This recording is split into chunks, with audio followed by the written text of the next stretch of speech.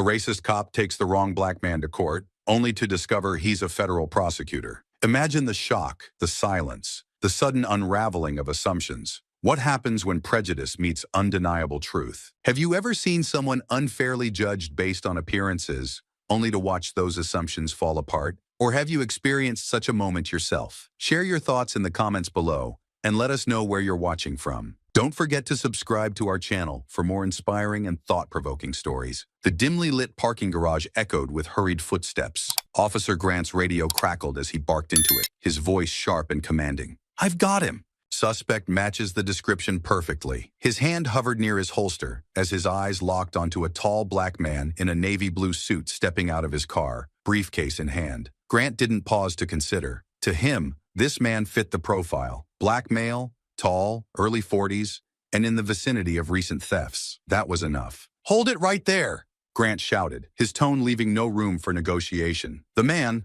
Marcus Avery, turned slowly, his brows furrowing slightly but his composure unshaken. "What's the meaning of this?" Marcus asked, his voice calm but tinged with disbelief. "Hands where I can see them," Grant ordered, closing the distance between them. He grabbed Marcus's arm, his grip firm, almost unnecessarily so. "You're coming with me." Marcus didn't resist. Instead, he held his ground, meeting Grant's eyes with a steady gaze. "Officer, I don't know who you think I am, but I assure you, you're making a mistake." Grant scoffed, a smirk creeping onto his face. "Yeah, we'll let the court sort that out." He tightened his grip, pulling Marcus toward the squad car. "On what basis are you detaining me?" Marcus pressed, his voice still controlled, though a flicker of frustration edged his tone. "You match the description of a suspect in a string of thefts downtown," Grant replied curtly. Marcus stopped in his tracks, forcing Grant to halt as well. "A description? Of what, exactly? A black man in a suit? That's your entire case?" His voice sharpened, cutting through the stale air of the garage. Grant's smirk hardened into a glare. "You don't get to question me. Now keep moving." Marcus exhaled slowly, steadying himself. "You're going to regret this," he said, his tone low and deliberate. Grant's laugh was sharp, dismissive. "Big words for someone in cuffs." He motioned toward his partner, who lingered nearby with an uneasy expression. The interaction was not lost on Marcus. He noticed the partner's hesitation, the subtle shift of his stance. It was a crack in the facade, one Marcus filed away for later. "I don't need big words, officer," Marcus said, his voice taking on an edge of steel. "Facts will do just fine." Grant ignored him, his focus locked on the task at hand. He led Marcus toward the exit, his grip never loosening. Marcus walked steadily, his head held high, but his mind raced. This wasn't about evidence. It wasn't about justice. It was about prejudice, raw and unfiltered, guiding the actions of a man who wore a badge. The air was thick with tension as they reached the squad car. Grant opened the door and motioned for Marcus to get in. "Mind your head," he said mockingly, though Marcus didn't flinch. Sliding into the back seat, Marcus adjusted his tie, his movements calm and precise. "You think this is over?" he asked, looking directly at Grant through the open door. "Oh, it's just starting," Grant replied, slamming the door shut. As the car pulled out of the garage, the silence inside was heavy, punctuated only by the crackle of the police radio. Marcus's mind was already calculating, mapping out his next moves. He wasn't just a man being wrongfully detained. He was a federal prosecutor, and he knew exactly how to navigate this fight. Meanwhile, Grant drove with a confidence that bordered on arrogance, convinced he had done his job. Yet something in Marcus's unwavering calm began to gnaw at him. It wasn't fear. It was the certainty in the man's eyes, the quiet assurance that this wouldn't end the way Grant expected. "You don't look nervous," Grant said, breaking the silence. Marcus turned his gaze toward the rearview mirror, meeting Grant's eyes. "Why should I be?" "I have nothing to hide," Grant scoffed again, gripping the steering wheel tighter. "We'll see about that." The car pulled into the courthouse parking lot, and Grant stepped out, opening the back door for Marcus. "Let's go." Marcus exited the car with the same composed demeanor he had maintained throughout, adjusting his suit jacket as if preparing for a meeting, not a courtroom appearance. As Grant grabbed his arm once more, Marcus leaned in slightly, his voice low but firm. "You've already lost." Grant's jaw tightened, but he said nothing. He pulled Marcus toward the courthouse entrance, where the first whispers began to ripple through the air. Onlookers watched as the officer led the well-dressed man inside, some with curiosity, others with judgment. "Caught another one, huh?" someone muttered. Grant smirked at the comment but didn't respond. Marcus, however, caught the remark and filed it away, yet another piece of evidence of the larger problem he was about to expose. Inside the courthouse, the fluorescent lights cast a harsh glare over the proceedings. Grant squared his shoulders, his confidence unshaken as they approached the courtroom doors. Marcus, by contrast, walked with a quiet strength, his briefcase still in hand, his posture unyielding. He was no ordinary detainee, and Grant was about to learn just how far from ordinary this case would be. The heavy wooden doors of the courtroom swung open, their creak cutting through the low hum of conversation inside. Officer Grant stepped in, one hand firmly gripping Marcus Avery's arm, the other hovering near his holstered weapon as though expecting a sudden escape attempt. Marcus, unflinching, walked with a measured pace, his chin held high. Every step toward the defendant's bench was deliberate, as if he were the one in control, not the officer who dragged him forward. The buzz of conversation in the courtroom intensified at their entrance. Heads turned, eyes narrowing in curiosity or judgment. A whispered remark cut through the murmurs. "He looks like he's got money, but you never know with these types." Another voice chimed in quietly. "Grant's got another one. Must have caught him red-handed." Grant's jaw tightened at the murmurs, interpreting them as validation of his actions. Marcus, however, didn't so much as glance at the crowd. He was aware of the weight of their stares, but refused to let them dictate his composure. "Sit," Grant ordered, directing Marcus to the defendant's table. Marcus complied without resistance, placing his briefcase on the table and calmly unbuttoning his suit jacket as he took a seat. His actions, quiet and unhurried, only served to underscore his defiance. At the front of the room, Judge Harper entered, his robe flowing as he ascended to his seat. The judge, a man with a weathered face and sharp, assessing eyes, surveyed the room before clearing his throat. The whispers fell silent. "Officer," Harper began, his voice even but carrying authority, "you may present the charges." Grant stepped forward, his confidence evident in the way he squared his shoulders. "Your Honor, the defendant, Marcus Avery, matches the description provided by multiple witnesses regarding a series of thefts in the downtown area.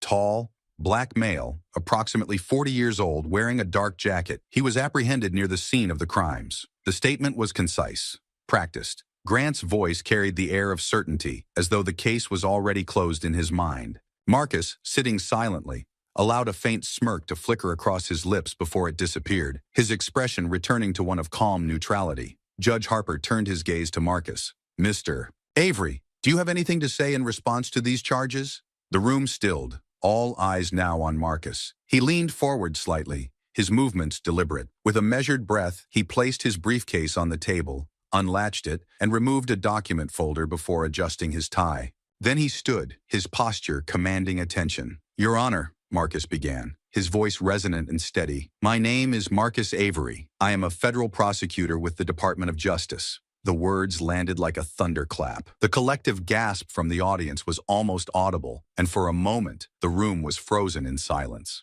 Even Judge Harper blinked in mild surprise, his steely expression briefly faltering. Grant's confidence wavered, though he quickly masked it with a scoff. "Your Honor, I fail to see how his profession is relevant here." Marcus turned to face Grant, his gaze sharp and unyielding. "It's relevant," he said, his tone firm but measured, "because it underscores the recklessness of this officer's actions. I was detained without probable cause, based solely on a vague description that could apply to countless men in this city." The murmurs in the gallery returned, louder this time, as the weight of Marcus's words began to sink in. Grant shifted uncomfortably, his hand instinctively brushing against the holster at his side, a move that didn't go unnoticed by Marcus. "Your Honor," Marcus continued, now addressing the judge directly, "this isn't merely a case of mistaken identity. This is a glaring example of bias influencing judgment. Officer Grant didn't stop to verify my identity, to ask for any form of clarification. Instead, he acted on an assumption rooted not in evidence,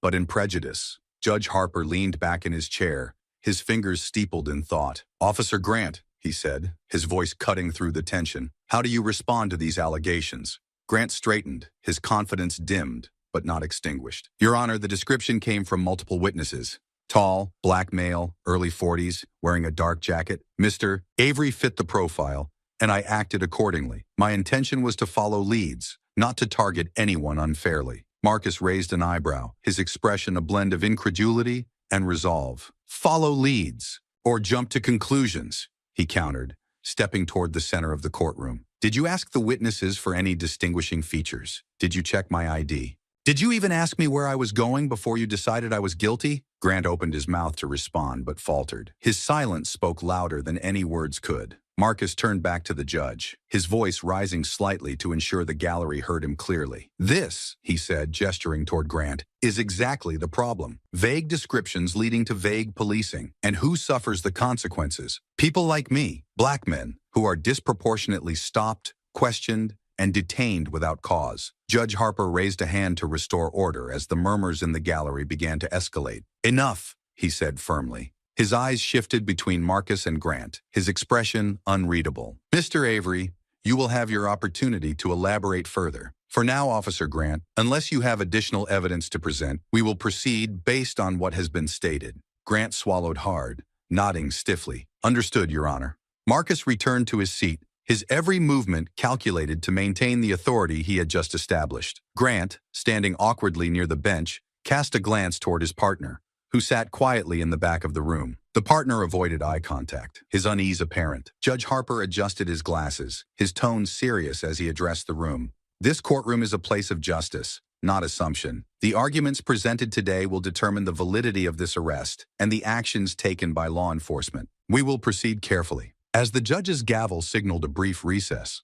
Marcus leaned back in his chair, his face calm, but his mind razor-sharp. The courtroom resumed after a brief recess, tension still palpable in the air. Judge Harper leaned forward, his gaze steady as he addressed Officer Grant. "Officer, you've brought serious charges against Mr. Avery. Please elaborate on the evidence supporting this arrest." Grant cleared his throat, taking a moment to gather his thoughts. "Your Honor," he began, his voice measured but tinged with defensiveness. "The arrest was based on witness descriptions. The suspect was described as a tall black male, approximately 40 years old, wearing a dark jacket. Mr.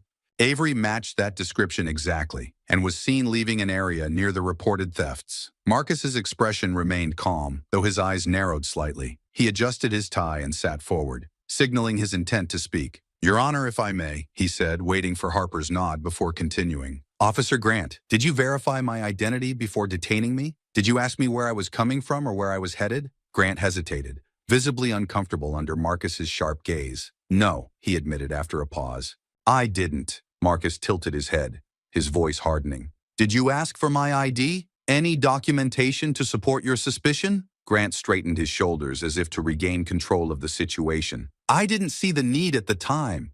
I was following my training and instincts." Marcus's expression shifted, his calm exterior cracking just enough to reveal the frustration beneath. "Instincts," he repeated, his tone sharp. "Officer, your instincts are not the law. They are not a substitute for evidence or proper procedure." Grant bristled, his hands tightening into fists at his sides. "I acted based on the description provided by witnesses," he said, his voice rising slightly. "It was my job to follow leads." Marcus stood, his presence commanding the room's attention. "Follow leads?" he echoed. "Or leap to conclusions based on biases you won't admit you carry? Let me ask you this, Officer Grant. If I had been a white man in the same suit, holding the same briefcase, would you have treated me the same way?" The question hung in the air like a challenge. The gallery murmured, the weight of Marcus's words rippling through the room. Grant's lips parted, but no immediate response came. His silence was deafening. Marcus pressed on, his voice steady but loaded with intensity. "You didn't ask who I was. You didn't check my credentials. You didn't even pause to question whether your assumptions were correct.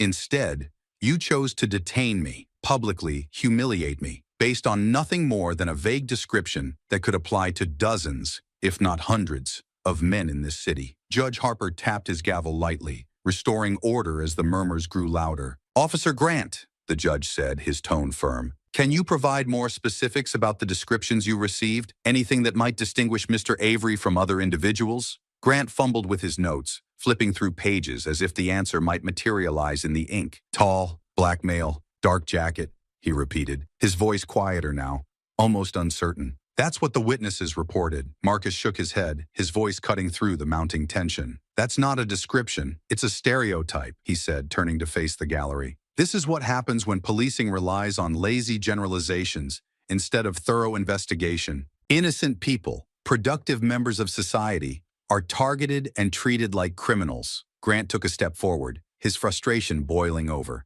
"You're twisting this," he said, his voice defensive. "I wasn't targeting you. I was doing my job. Marcus's eyes locked onto Grant's, unflinching. Your job, he said, his voice low but resonant, is to protect and serve, not to profile and assume.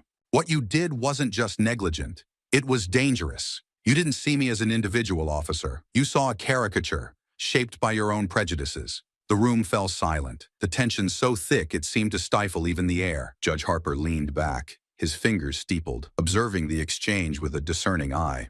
Mr. Avery, he said finally, while your argument is compelling, we are here to address the specifics of this case. Let us not lose focus. Marcus turned to the judge, his tone softening slightly but retaining its edge. Your Honor, I understand, but this case cannot be separated from the larger context. Officer Grant's actions didn't happen in a vacuum. They are part of a broader pattern of systemic failures that harm countless individuals like me every day. Judge Harper nodded, his expression unreadable. Duly noted. Officer Grant, is there any additional evidence you wish to present? Grant hesitated, his silence speaking volumes. He shifted his weight from one foot to the other, his earlier confidence now replaced by visible discomfort. No, Your Honor, he admitted finally, his voice barely above a whisper. Marcus stepped forward again, his gaze sweeping the room. This isn't just about me, he said, addressing not only the judge but the gallery as well. This is about a system that allows officers to act on assumptions instead of facts. A system that disproportionately targets black men, tearing apart lives without accountability.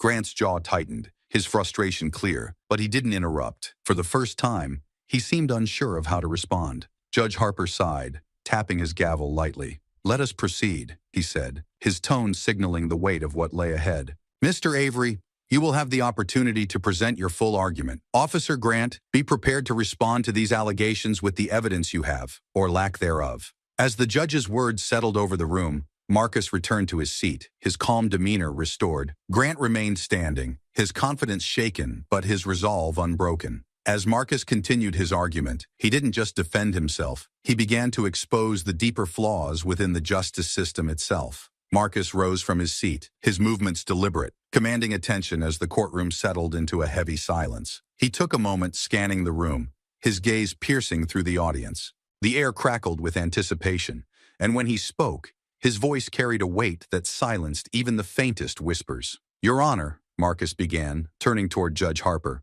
what we have here is not merely a case of mistaken identity. This incident is symptomatic of a systemic failure, one that has persisted for far too long in law enforcement. Grant, standing nearby, crossed his arms defensively, but didn't interrupt. Marcus's words weren't just aimed at him. They were an indictment of something much larger. Marcus paced slowly, his steps measured. This officer acted on a vague description, the kind that could apply to countless men in this city. Tall, black, male, dark clothing. That's all it took for him to decide I was guilty. No investigation, no verification, just an assumption, a dangerous one. He paused, letting the weight of his words sink in. And let's be honest, this isn't an isolated incident. How many black men have been detained, harassed, or worse, simply because they fit the description? It's a phrase we've all heard, but what does it really mean? It means acting on prejudice instead of evidence. It means turning everyday citizens into suspects based solely on the color of their skin. The gallery stirred uneasily, the truth of Marcus's words rippling through the crowd. Some shifted uncomfortably in their seats. Others leaned forward, their curiosity piqued. Marcus stopped pacing and faced the courtroom directly. Let me give you an example. When I was a law student, I drove an old but well-maintained Mercedes. Nothing flashy, just something I was proud of after years of hard work. One night, I was pulled over by two officers. No traffic violation, no broken taillight, just me, a black man, in a car they thought I didn't deserve to drive. A murmur swept through the audience. Marcus's voice remained steady, but the emotion behind his words was palpable. When I asked why I was being stopped, Marcus continued, do you know what they said? They told me I looked out of place. Out of place, not on the road, not in a Mercedes. Out of place in their narrow perception of who I should be. That experience didn't just humiliate me. It reminded me of how easily assumptions can strip away someone's dignity. He glanced at Grant, his gaze sharp. And that same kind of assumption is what brought us here today. Grant's jaw tightened, his arms dropping to his sides. Your Honor, he interjected. With all due respect, this has nothing to do with me. I followed procedure. I acted on credible witness descriptions. Marcus turned to face him, his tone cutting. Procedure? Is it procedure to stop someone without asking a single question?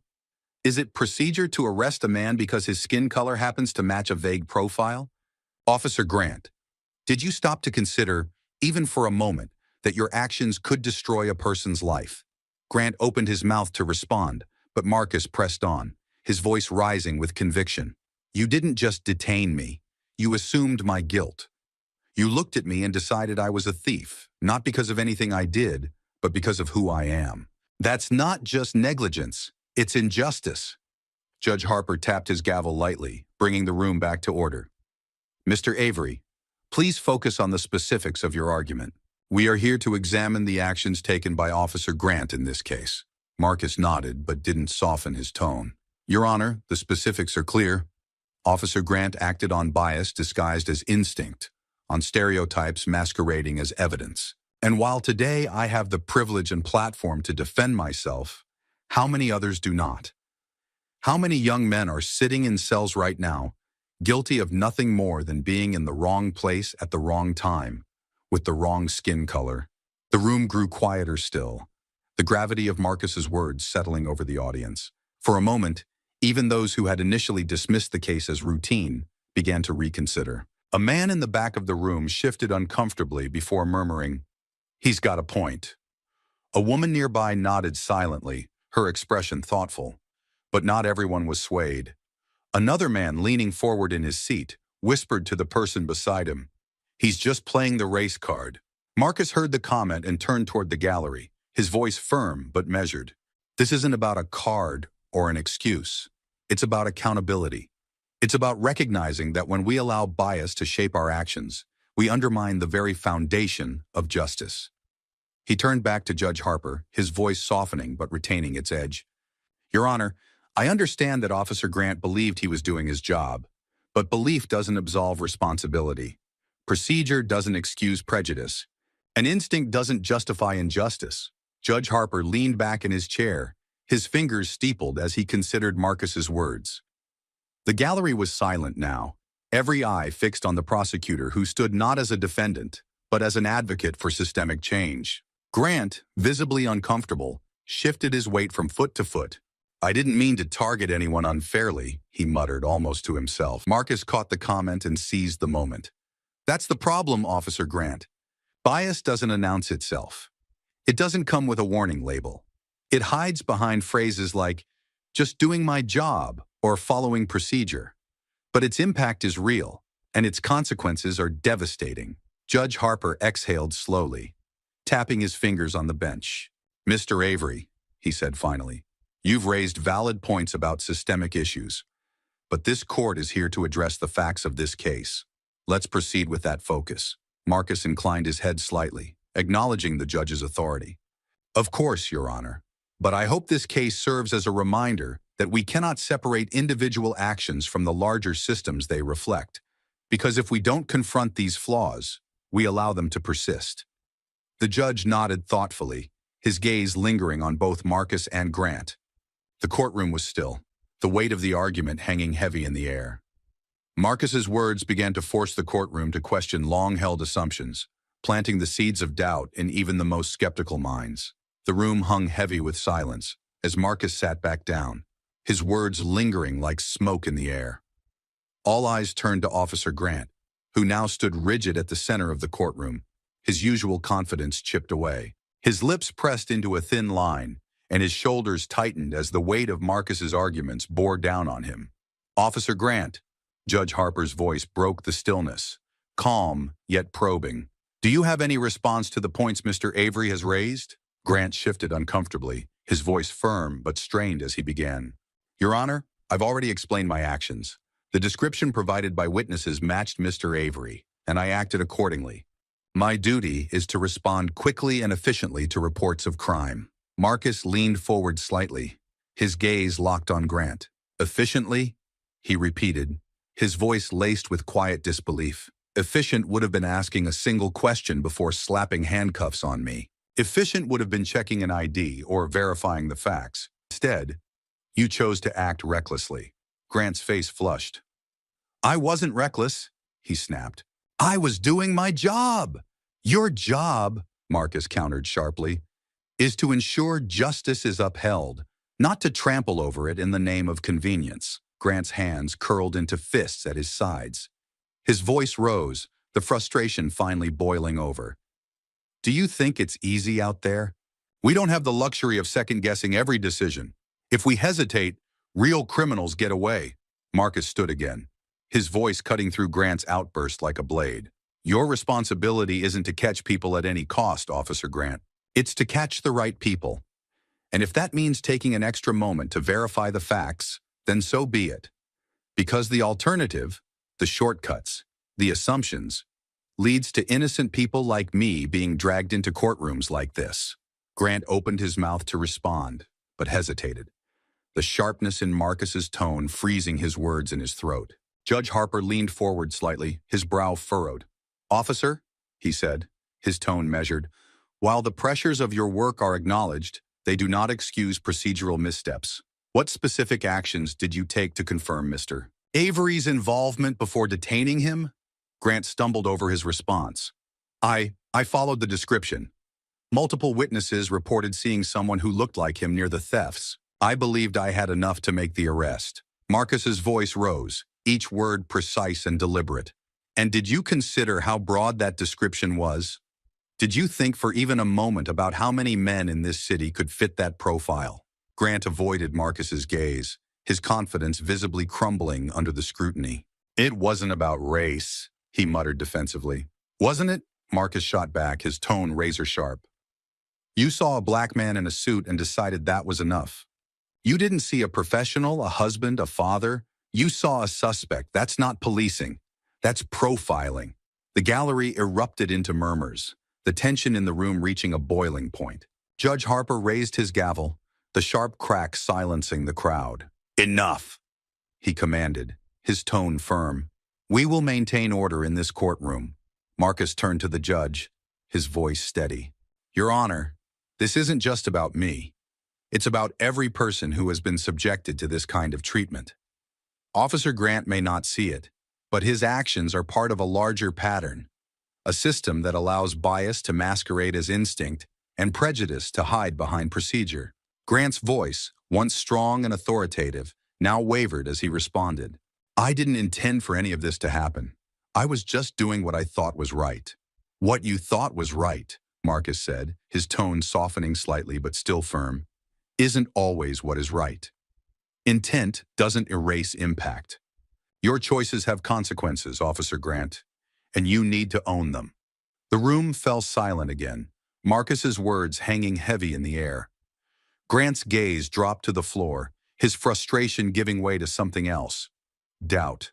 The certainty that had fueled his actions now felt hollow, exposed under the scrutiny of Marcus's unyielding logic. Judge Harper interjected, his voice cutting through the charged atmosphere. Officer Grant, while it's clear you believed you were acting in the best interest of the community, it is equally clear that your approach was flawed. This court must consider both the intent and the impact of your actions. Do you have anything further to add? Grant took a deep breath, his shoulders slumping slightly.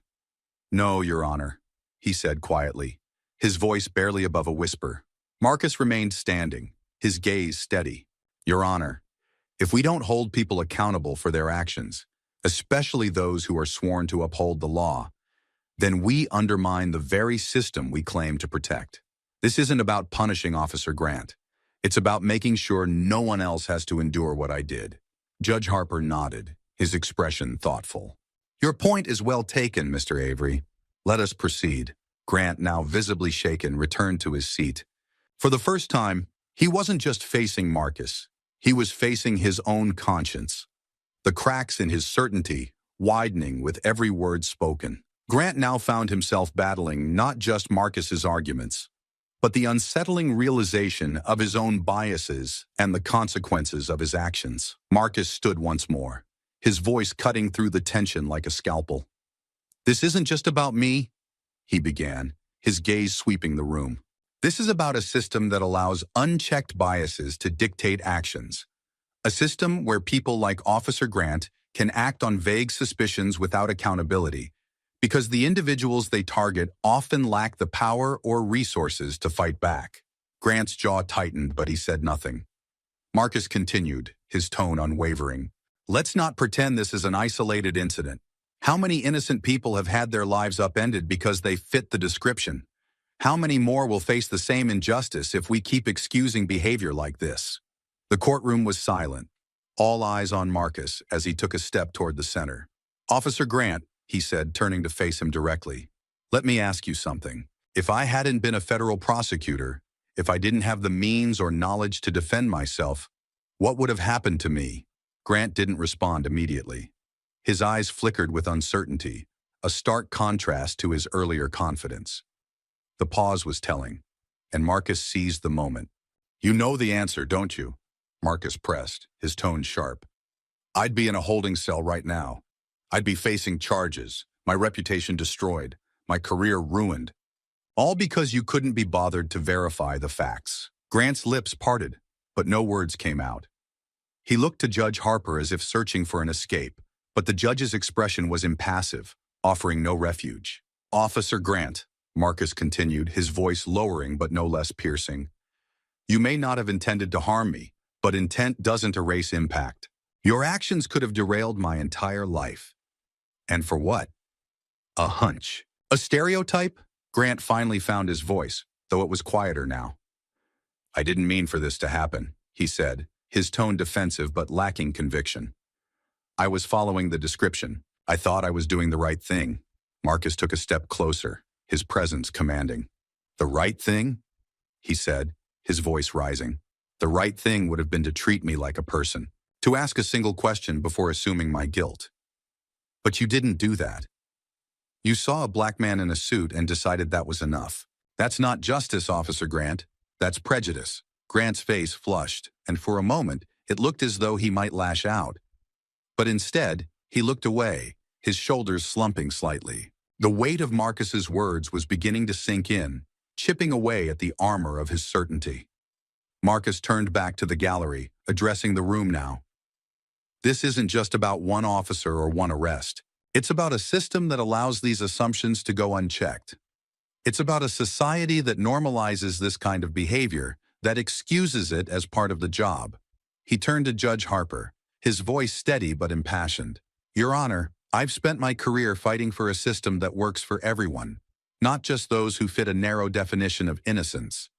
But how can we claim to have justice when people like Officer Grant are allowed to operate on autopilot, using vague descriptions and personal biases as their guide? Grant bristled at the accusation, his frustration boiling over.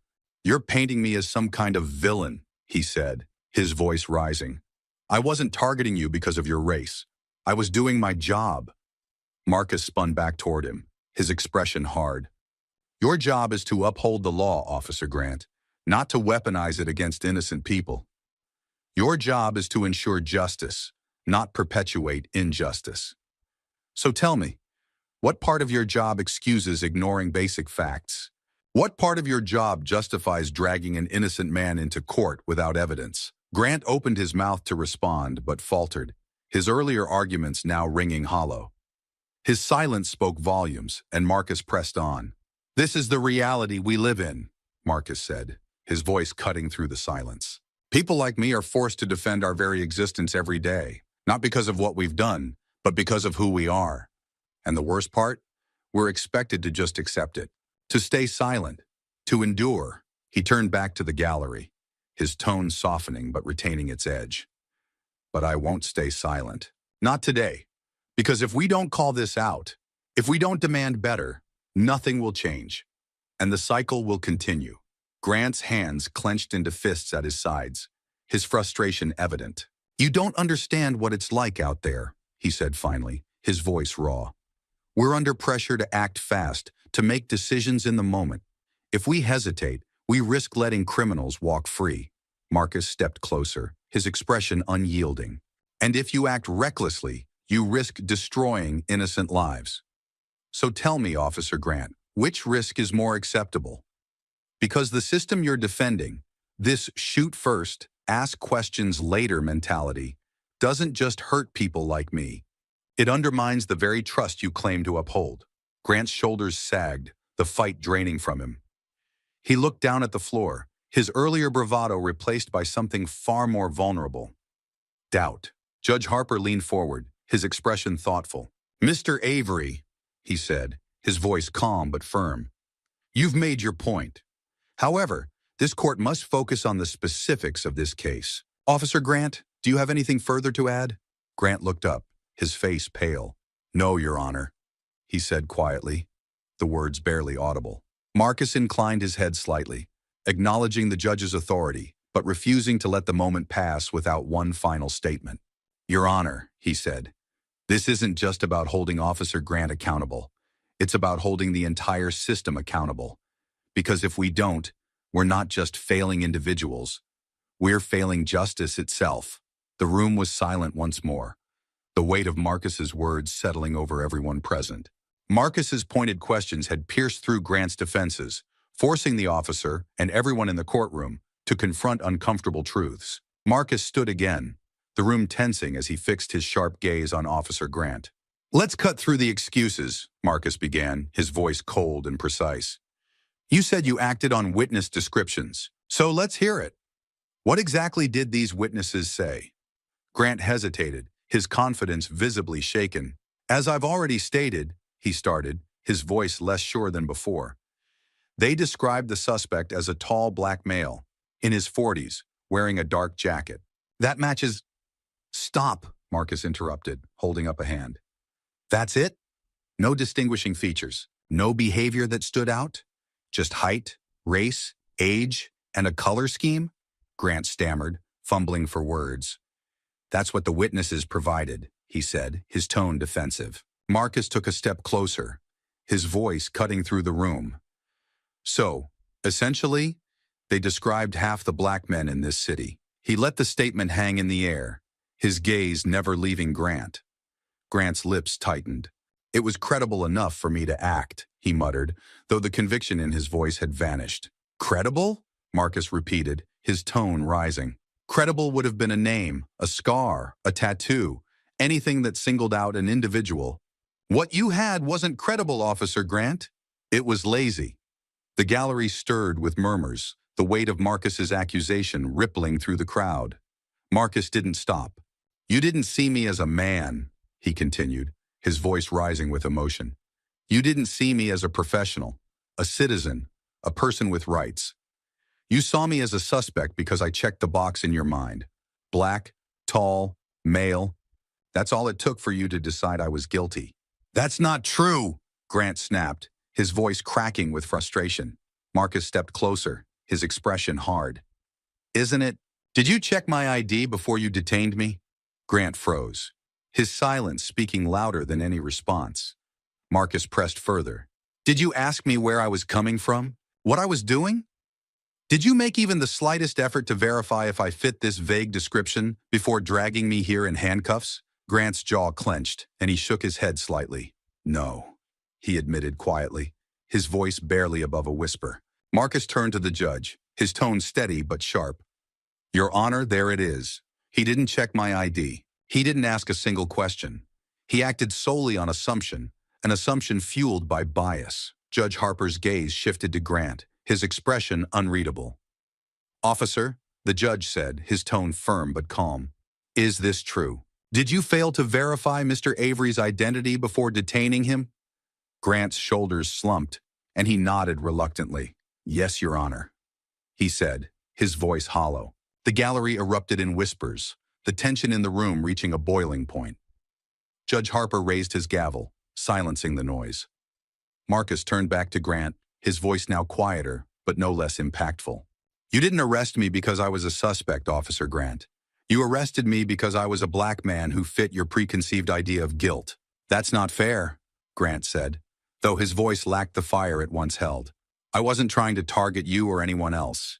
I was following the description." "No," Marcus interrupted, his tone cold and final. "You weren't following the description. You were following your biases. And the fact that you refuse to admit it is part of the problem." Grant looked down at his hands, his earlier defiance now replaced by quiet defeat. Marcus turned to the gallery, addressing the room. This is what happens when we allow stereotypes to replace investigation. This is what happens when we accept good intentions as an excuse for bad policing. Innocent people are hurt, lives are disrupted, and trust in the system is eroded. He turned back to the judge, his voice steady. Your Honor, this isn't just a case of poor judgment. It's a case of systemic failure. Officer Grant's actions weren't just a mistake. They were a symptom of a larger problem.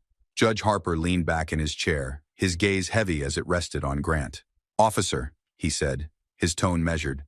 Do you have anything further to add? Grant shook his head, his voice barely audible as he said, No, Your Honor. The silence that followed was deafening, the tension so thick it was almost tangible. Marcus had dismantled Grant's defense piece by piece, leaving the officer exposed and vulnerable. With this admission, Grant had effectively cornered himself, his own words becoming the evidence against him, leaving the courtroom to grapple with the broader implications of his actions. The courtroom sat in silence, the tension palpable, as Judge Harper leaned forward, his elbows resting on the bench. His sharp eyes moved between Marcus and Officer Grant, weighing the arguments that had been laid bare before him. The room seemed to hold its breath, waiting for the judge's decision. Officer Grant, Harper began, his tone measured but firm. The actions you have taken in this case reveal troubling flaws, not just in your judgment, but in the protocols and culture that shape law enforcement. Grant straightened slightly in his seat, though his confidence had clearly been eroded. Harper continued, You detained Mr. Avery without sufficient cause, relying on a description that, by your own admission, was vague and open to broad interpretation. You made no effort to verify his identity, question him, or gather additional evidence before deciding he was guilty.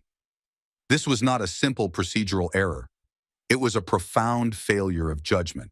The gallery murmured, the weight of the judge's words spreading through the room. Harper raised a hand, silencing the noise. However, Harper said, his gaze softening just slightly as he addressed Grant, I do not believe your actions stemmed from malice. I believe they were the product of a systemic issue, a culture within law enforcement that normalizes snap judgments and reinforces implicit biases. But belief does not absolve responsibility. Grant swallowed hard, his hands gripping the edge of the table. Turning to Marcus, Harper spoke with a tone of respect. Mr. Avery, your composure and eloquence throughout this case have been exemplary. You've highlighted not only the personal injustice you faced, but the broader systemic failures that enable such injustices to occur. For that, this court commends you. Marcus nodded slightly, his expression calm but resolute. Harper shifted his attention back to Grant, his voice taking on a sharper edge. Officer Grant, this court orders the following. First, you will attend mandatory training on implicit bias and community engagement. This is not a suggestion. It is a requirement. Second, you will issue a formal written apology to Mr. Avery, acknowledging the harm your actions have caused, both to him and to the integrity of the justice system. Grant opened his mouth as if to speak but thought better of it, nodding instead. Harper wasn't finished.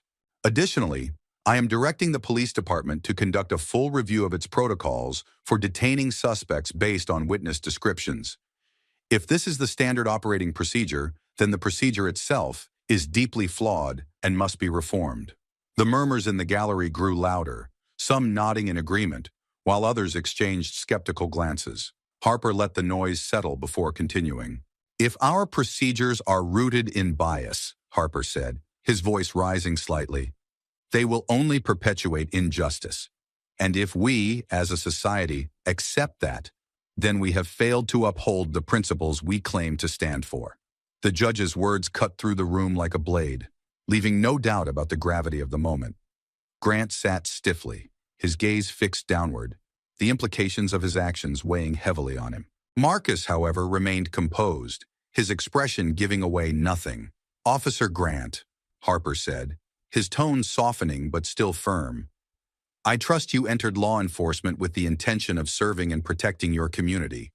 But intention alone is not enough. It is your responsibility to confront and challenge the biases that influence your decisions.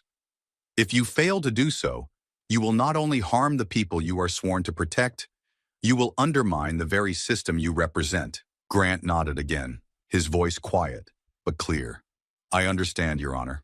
Harper turned to Marcus. Mr. Avery, I hope this outcome provides some measure of resolution for you. While this court cannot erase what you have experienced, it can ensure that accountability is upheld and steps are taken to prevent similar incidents in the future. Marcus stood, his voice steady as he replied, Thank you, Your Honor. This isn't just about me. It's about ensuring that no one else has to endure what I did. I hope this serves as a wake-up call, not just for Officer Grant, but for the entire system. Harper inclined his head, acknowledging Marcus's words. This case is adjourned, he said, tapping his gavel against the bench. The room erupted into quiet murmurs as people began to gather their belongings. Grant remained seated for a moment, his expression a mixture of regret and resignation. He turned toward Marcus, his voice low but sincere. I'm sorry, he said. I didn't mean to. Marcus raised a hand, cutting him off. This isn't about what you meant, Officer Grant. It's about what you did.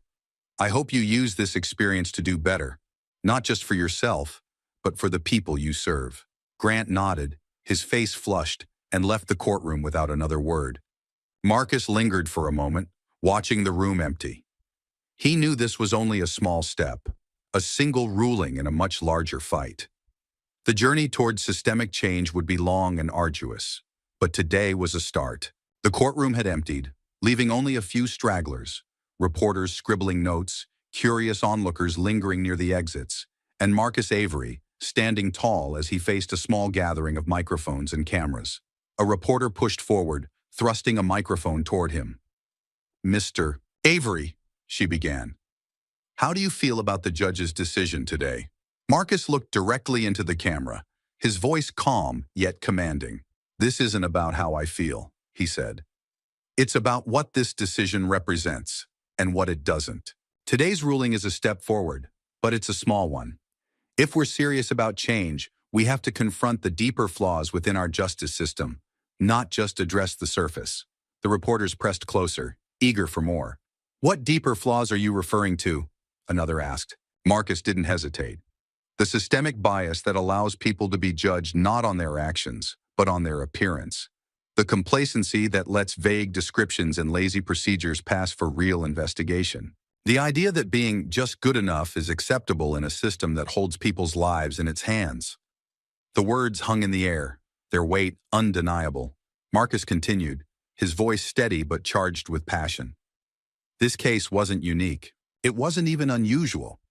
Every day, men and women, particularly those from marginalized communities, are targeted, detained, or worse, because of the assumptions people in power make about them. This isn't an accident. It's a pattern. And until we address it, we'll keep seeing the same injustices over and over again. A reporter called out, What would you propose as a solution? Marcus's gaze swept over the crowd. Accountability, he said firmly. Real, meaningful accountability. For every officer, every prosecutor, every judge, and every person who has the power to impact someone's life through the justice system. It's not enough to say, I didn't mean to. Intent doesn't erase harm. Action does. He took a step closer to the reporters, his intensity growing. Training programs on implicit bias are a start, but they can't be the end. We need stricter oversight of police procedures. We need better education for those entering law enforcement. We need to build a system that prioritizes facts over assumptions and people over power. The crowd murmured, some nodding, others scribbling notes furiously. Marcus wasn't finished. Let me be clear, he said, his tone sharpening. This isn't about demonizing law enforcement. It's about demanding better. I don't want officers like Grant to fail. I want them to succeed. But success isn't measured by the number of arrests or cases closed. It's measured by how well justice is served.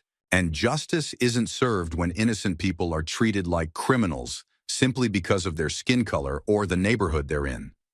One reporter, skeptical, raised a hand. But Officer Grant said he was following procedure. Isn't that the real issue, the procedure itself? Marcus nodded. You're absolutely right, he said. The procedures need to change. But let's not let individuals off the hook by blaming the system alone. People create systems. People perpetuate them. and people have the power to change them. Officer Grant had a choice. He chose to act on bias instead of evidence. That choice wasn't dictated by the system. It was enabled by it. The crowd was silent, captivated by Marcus's words. He took a step back, letting his message settle before speaking again, his tone softer now but no less impactful. "We all have biases," he said. "That's human. But acknowledging them isn't a weakness. It's a strength. It's the first step toward change.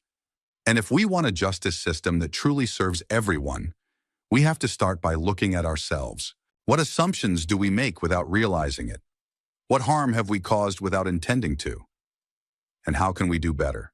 A young man near the back, who had been quietly listening, called out, "What about people who've already been hurt by the system? What about justice for them?" Marcus turned to him, his expression solemn. "That's the hardest part," he admitted. "We can't undo the damage that's been done, but we can work to ensure it doesn't happen again. We can push for reparative measures, overturning wrongful convictions, compensating those who've been harmed, and holding those responsible accountable. But most importantly, we can build a system where those injustices don't happen in the first place." He paused, then added, "And we can't do it alone. It's going to take all of us, police officers, lawmakers, citizens, to make this system what it should be." The reporters leaned in, sensing the gravity of his next words. Marcus's voice dropped, low but powerful. "The justice system isn't broken," he said. "It's doing exactly what it was designed to do. That's the problem. It was built on a foundation of inequality, and until we rebuild it, we'll never see true justice. That's the fight I'm committed to. Not for vengeance, but for accountability. Not for punishment, but for change." The crowd stirred, some clapping softly, others nodding in agreement. Marcus stepped back from the microphones, his message delivered. But before he turned to leave, he spoke one final time, his voice steady and clear. "Holding people accountable doesn't make us weaker. It makes us stronger. Justice isn't a destination. It's a journey. And it's a journey we all have to take together." With that, he stepped away, his presence commanding, even as he disappeared into the crowd. Marcus's words didn't just resonate in the courtroom. They planted seeds of change, leaving those who heard them questioning their own roles in the system and what they could do to make it better. Marcus Avery descended the courthouse steps, the weight of the day's events visible in his measured stride. A cluster of reporters and onlookers awaited him, their voices overlapping as they pushed microphones and cameras in his direction. Marcus paused midway, raising a hand to quiet the crowd. One reporter was quicker than the rest, her voice cutting through the commotion. "Mr. Avery, do you believe today's outcome will lead to real change?" Marcus looked directly at her, his expression steady but thoughtful. "Real change doesn't come from one ruling," he began, his voice carrying easily over the noise. "This is a step, a necessary one, but it's far from enough. If we want meaningful progress, it's going to take more than accountability in a single case. It requires a complete reevaluation of how we define justice." Another reporter chimed in, "What specific changes do you think are needed?" Marcus didn't hesitate. "First, we need transparency. Every decision made by those in power, whether it's an officer on the street or a judge in a courtroom, must be subject to scrutiny.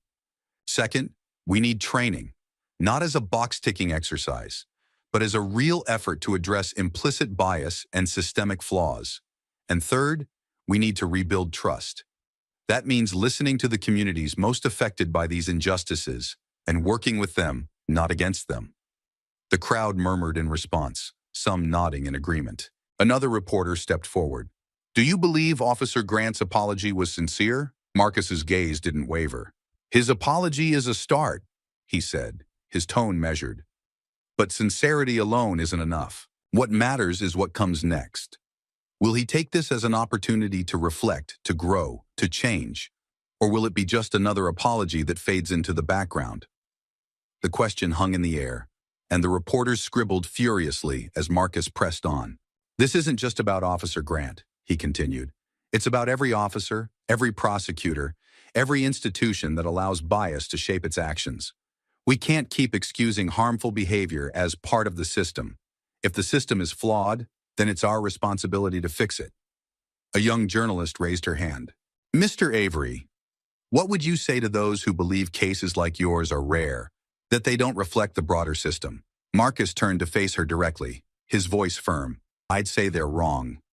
This case isn't the exception. It's the rule for far too many people. The only difference is that I had the resources and the platform to fight back. But what about the men and women who don't?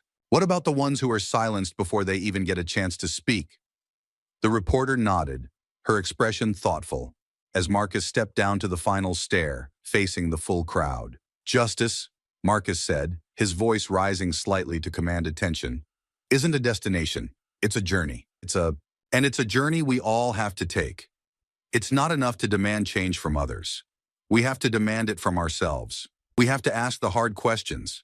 What biases do we carry? What systems do we enable? And what are we doing to make things better? The crowd quieted further, Marcus's words resonating deeply.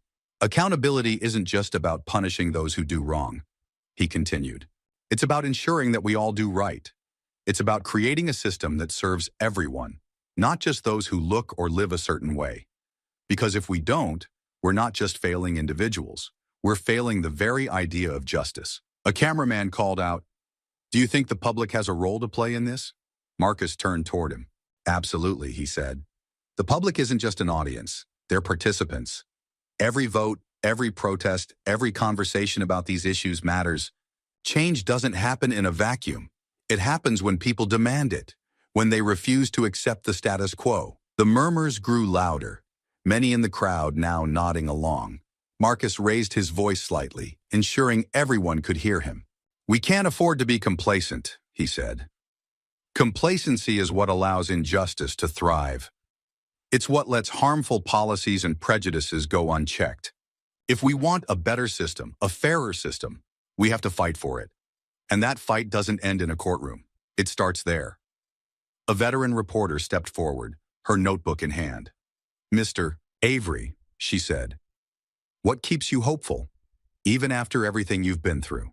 Marcus paused for a moment, his expression softening. "What keeps me hopeful," he said, "is the belief that we can be better, that we're capable of growth, of reflection, of change. I've seen it happen in individuals, in communities, and if we're willing to do the work, I believe it can happen on a larger scale." He looked out at the crowd, his voice steady but filled with conviction. But hope isn't enough. It has to be paired with action. Because without action, hope is just a wish. And justice isn't something we wish for. It's something we build. The reporters pressed forward again, but Marcus raised a hand, signaling that he was finished. "That's all for now," he said, his voice calm but firm. "Thank you." As he turned to leave, the crowd parted for him, some clapping softly, others watching in reflective silence. Marcus walked away, his briefcase in hand, his steps purposeful. The courtroom was nearly empty now, the clatter of hurried footsteps and shuffling papers replaced by an eerie quiet. The weight of what had transpired lingered, a palpable reminder of the tension and revelations that had unfolded just hours earlier. Marcus Avery stood near the defendant's table, gathering his belongings with deliberate calm, his expression unreadable. A few spectators lingered in the gallery, their conversations hushed but charged with emotion. Among them, a middle-aged man wearing a crisp suit approached Marcus. His steps were hesitant, as if carefully considering each one before he spoke. "Mr. Avery," the man began, his voice low but earnest, "thank you for what you did today. You didn't just defend yourself. You made us all question things we've taken for granted. You've given us a lot to think about."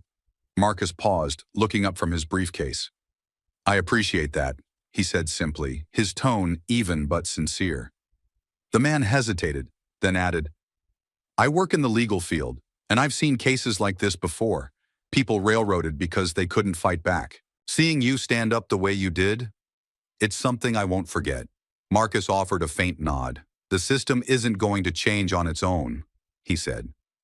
"It takes people willing to question it, challenge it, and hold it accountable. That includes all of us, especially those of us who work within it." The man nodded, his expression thoughtful. "You've inspired a lot of people today," he said, before stepping back into the shadows of the now empty room. Across the courtroom, another voice broke the silence. A young woman, One of the reporters who had stayed behind approached cautiously. "Mr. Avery," she began, "I wanted to thank you for speaking so openly. You've given a voice to so many who don't have one."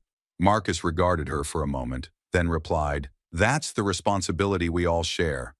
To speak when others can't. To stand up when it's easier to stay silent." Her eyes lingered on him for a moment before she turned and left, her pen scribbling furiously in her notebook as she exited. As Marcus moved toward the courtroom doors, the bailiff, a burly man with a stern expression, stopped him briefly. "Mr. Avery," he said, his voice surprisingly soft, "I've been doing this job for 20 years. Seen a lot of cases, heard a lot of arguments. But what you said today?" He shook his head. "That hit different, made me think." Marcus paused, studying the man's face. "That's where it starts," he said, "with each of us thinking about what we can do better." The bailiff nodded, his expression serious. "I hope you're right," he said. By now the courtroom was nearly deserted, save for a single janitor beginning to sweep the floor. Marcus glanced around, taking in the space one last time. The walls, the benches, the judge's bench. It all felt the same, yet the air seemed charged with something different. The trial had ended, but its echoes were just beginning to ripple outward. Every word spoken, every argument made had left an imprint, not just on the people in the room, but on the broader conversation it was destined to spark. Marcus took a deep breath and stepped toward the exit, his footsteps echoing softly. As he reached the door, a voice called out behind him. "Mr. Avery," it said. He turned to see an older woman, one of the few remaining spectators. She was clutching her bag tightly, her face lined with years of experience and quiet wisdom. "I just wanted to say, thank you," she said, her voice trembling slightly, "for speaking the truth, for not backing down." Marcus inclined his head respectfully. "Thank you for listening," he replied. The woman's eyes glistened, and she nodded before turning and walking away. As Marcus stepped out of the courtroom, the sunlight hit him, warm and bright, but the weight of the day remained heavy on his shoulders. He knew the trial was just one battle in a much larger war, and the road ahead would be long and uncertain. But in the quiet aftermath of the courtroom, amidst the lingering words and changed minds, Marcus carried something else with him, a flicker of hope. Marcus stood outside the courthouse, the crowd around him buzzing with questions and conversations. Reporters held microphones steady, their eyes locked on him, waiting for one final statement. The steps beneath him felt solid, but the path forward was anything but certain. Still, Marcus knew this moment mattered, not just for him, but for everyone watching. He raised a hand to quiet the chatter, and the noise died down instantly. His gaze was steady as he looked directly into the nearest camera, his voice clear and resolute. "This story," he began, "isn't about me. It's about all of us. It's a reminder that justice isn't guaranteed. It's something we have to work for, every single day. And that work starts by confronting the biases we carry, both as individuals and as a society." The crowd stilled, the weight of his words cutting through the lingering noise. Marcus continued, his tone rising with urgency. "Change doesn't come from a single court ruling or a single apology. It comes from each of us asking the hard questions. What assumptions have I made? What systems am I upholding, even unintentionally? And what am I willing to do to make things better?" A reporter stepped forward, her voice cutting into the silence. "Mr. Avery, do you believe this case will lead to actual reform?" Marcus turned toward her, his expression serious. "That depends," he said. "It depends on whether we use this moment as a catalyst or let it fade into memory. Accountability is a start, but it's not enough. We need systemic change, better training, stricter oversight, and a commitment to equity that goes beyond words." The reporter pressed on. "What do you say to people who believe the system is too big, too entrenched to change?" Marcus didn't flinch. "No system is beyond change," he said firmly. "It's made up of people, and people have the power to reshape it. But we have to be willing to do the work. That means holding ourselves accountable, not just pointing fingers. It means listening to the voices of those most affected by injustice and acting on what we hear. Change isn't easy, but it's necessary, and it's possible." He paused, scanning the crowd, his voice softening but retaining its strength. This case is proof of that. Today, a light was shown on the flaws in our system, and we didn't look away. That's a victory, but it's just the beginning. Another reporter called out, "What's next for you, Mr. Avery?" Marcus thought for a moment, then answered, "What's next is the same as what's always been next. Fighting for a system that treats everyone fairly, no matter their race, background, or circumstances. Today was about accountability for one officer, but tomorrow has to be about accountability for all of us." That's where the real work begins. The reporters exchanged glances, their pens moving furiously as Marcus stepped back slightly. He turned toward the crowd that had gathered beyond the cameras. Citizens, activists, everyday people drawn by the weight of what had happened here today. "This isn't about me," Marcus said, addressing them directly. "It's about us, about what kind of society we want to build. Do we want a world where justice is a privilege reserved for the few? Or do we want a world where justice is a right, accessible to everyone? That's the choice we have to make." The crowd was silent, hanging on his every word. Marcus took a deep breath, his tone softening further. And it starts with moments like this. Moments where we refuse to accept the status quo. Moments where we challenge ourselves to be better. Because justice doesn't happen by accident. It happens when we choose it. He glanced back at the cameras, his final words deliberate and direct. If you've heard this story and it resonates with you, don't let it end here. Share it.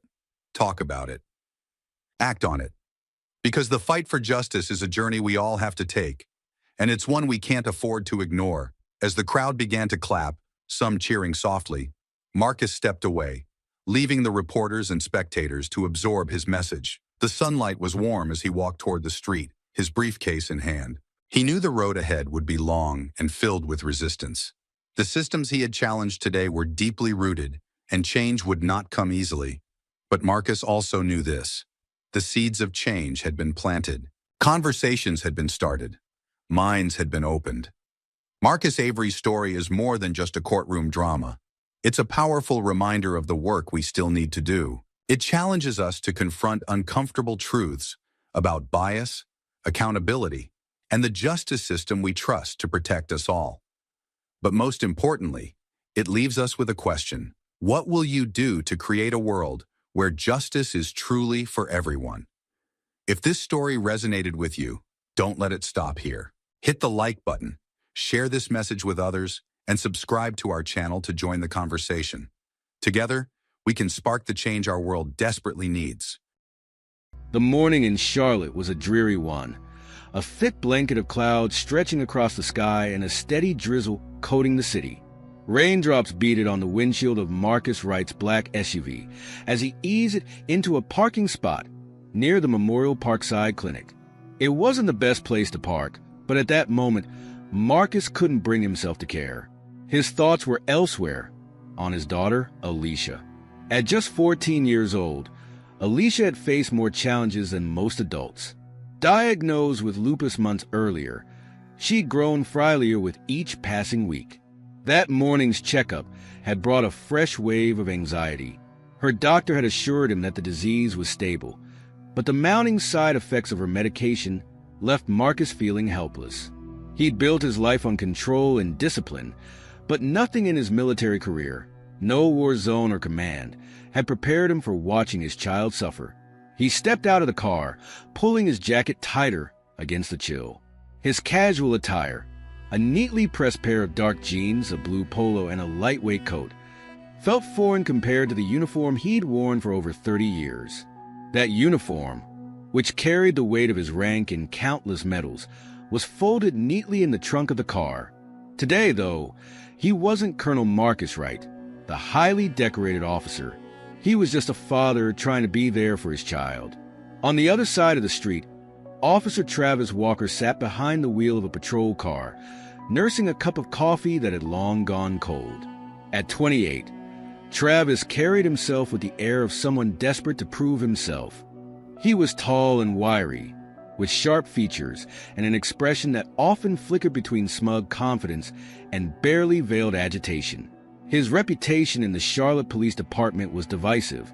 While some of his colleagues praised his eagerness and energy, others found his behavior impulsive and unnecessarily aggressive. Travis's partner for the day, Pete Andrews, sat in the passenger seat, flipping through a tablet with a bored expression. Pete was older, more experienced, and far less interested in the minutiae of their beat. He glanced up briefly as Marcus exited the SUV and shrugged. Regular parking zone. Probably just a guy running late, Pete muttered, returning to his tablet. But Travis's eyes lingered. The black SUV, polished to perfection, struck him as out of place, and something about the man stepping out of it rubbed him the wrong way. He watched as Marcus disappeared into the clinic, then drummed his fingers on the steering wheel. "I'm gonna check it out," Travis announced, opening his door. Pete sighed, barely looking up. "Walker, don't waste time on a damn parking violation. We've got bigger fish to fry." But Travis had already stepped into the drizzle, his hand instinctively resting on the grip of his holster firearm. He crossed the street with purpose, ignoring the rain soaking into his uniform. Minutes later, Marcus emerged from the clinic, his mind still consumed with thoughts of Alicia. The doctor had assured him there was no immediate cause for alarm, but the uncertainty of the future loomed heavy in Marcus's chest. He glanced at his SUV and quickened his pace. He needed to get back to her, back to the fragile girl who depended on him for strength he sometimes feared he no longer had. "Sir," the sharp voice cut through the rain, halting Marcus mid-step. He turned to see Travis approaching, his posture rigid, his expression hard. "Yes, officer?" Marcus replied, his voice calm but wary. "This your vehicle?" Travis asked, nodding toward the SUV. "It is," Marcus said, gesturing toward the car keys in his hand. "Is there a problem?" "It's parked in a regular zone. I need to see your identification, vehicle registration, and proof of permission to park here." Marcus frowned, confused by the unnecessarily hostile tone. "I understand, officer, but I was only inside for a few minutes. My daughter has a medical condition, and I needed to." "Did I ask for an explanation?" Travis snapped, cutting him off. "Just show me your ID." Marcus drew a slow breath, his years of training urging him to stay composed. He reached for the door handle of the SUV. "Let me grab my wallet. It's inside." But the moment Marcus opened the door, Travis's hand shot to his weapon. "Hands where I can see them," he barked, his voice echoing across the street. The sudden escalation froze Marcus in place. He raised his hands, palms open, as pedestrians nearby began to turn their heads. A woman across the street pulled out her phone, her mouth agape. "Officer, there's no need for this," Marcus said, keeping his tone steady. "I'm reaching for my wallet. Nothing more." "You don't make the rules here," Travis retorted, his hand tightening on his gun. "I said hands up. Don't move." Marcus obeyed, standing motionless in the rain as more onlookers gathered. "I'm Colonel Marcus, right?" he said firmly, his voice carrying an unmistakable authority. "I've served this country for over 3 decades. I'm simply trying to—" "I don't care who you are," Travis interrupted, his voice rising. "You're a suspect in a suspicious vehicle, and I'm not taking any chances." The humiliation began to seep in, prickling at Marcus's skin. He had spent his entire life earning respect, fighting for a country that still, at times, saw him as less than. And now, here he was, standing in the rain with his hands raised like a common criminal, his rank and service meaningless in the face of Travis's prejudice. "Get on your knees," Travis ordered, his gun now fully drawn and pointed directly at Marcus. The murmurs from the growing crowd grew louder. A young man with a backpack yelled, "Hey, what are you doing?" He's not resisting. Others began filming, their phones aimed at the unfolding scene. Marcus hesitated. "Officer, this isn't necessary," he said quietly. "On your knees," Travis repeated, his face reddening with frustration. Swallowing his pride, Marcus slowly lowered himself to the wet pavement, his knees pressing into the cold, damp concrete. His hands remained raised, trembling slightly from the chill. The rain plastered his clothes to his body, but the sting of humiliation burned hotter than any discomfort. The voices of the crowd grew louder, their disbelief palpable. "Are you serious right now?" one woman shouted. "He's an officer in the military." "Yeah, and this is how we treat our veterans," added another. But Travis's expression didn't waver. He kept his gun trained on Marcus, his jaw clenched in defiance. In that moment, Marcus felt the weight of every similar injustice he'd ever endured. Memories of being pulled over for driving while black, of being followed in stores, of being questioned in neighborhoods where he owned property. All of it came rushing back. For years, he had buried those moments, choosing to focus on his accomplishments rather than the barriers he'd faced. But now, on his knees in the rain, he realized how futile that had been. The hum of the crowd's voices was growing louder. The tension in the air had thickened to the point where it felt suffocating, even for those just passing by. Phones continued to capture every second of the encounter, their cameras trained on the sight of Marcus Wright, decorated military officer, a man who had given everything to his country, kneeling in the rain, hands raised, while a young, inexperienced cop held him at gunpoint. Marcus's breaths came slow and measured, but inside, a storm was raging.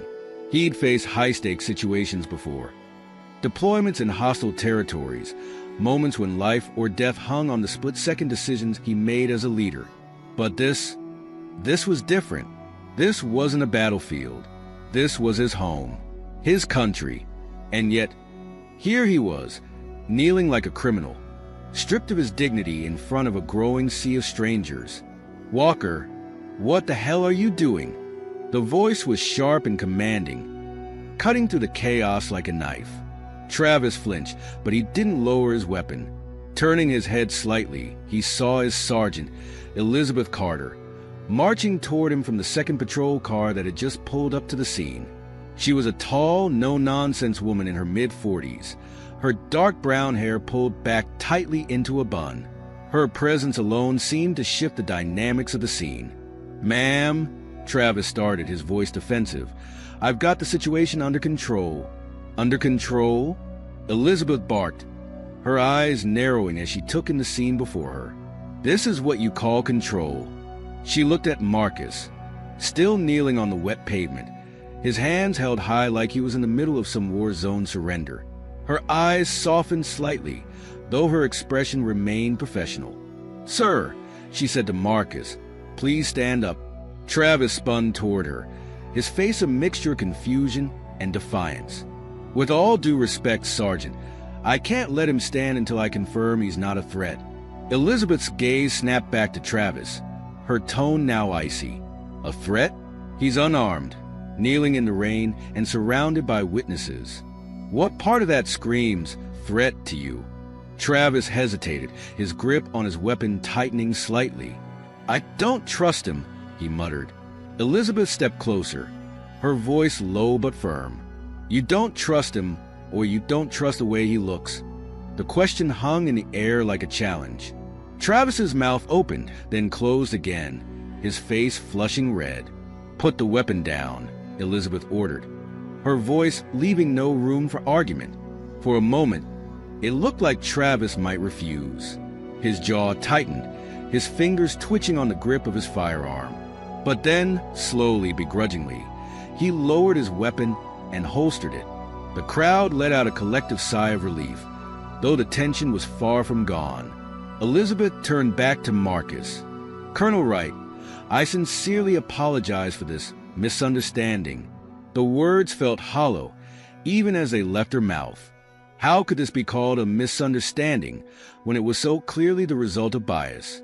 But Elizabeth knew she had to maintain composure, especially with all those phones recording her every move. Marcus stood slowly, brushing his wet hands on his jeans. He met Elizabeth's eyes, his expression calm but deeply tired.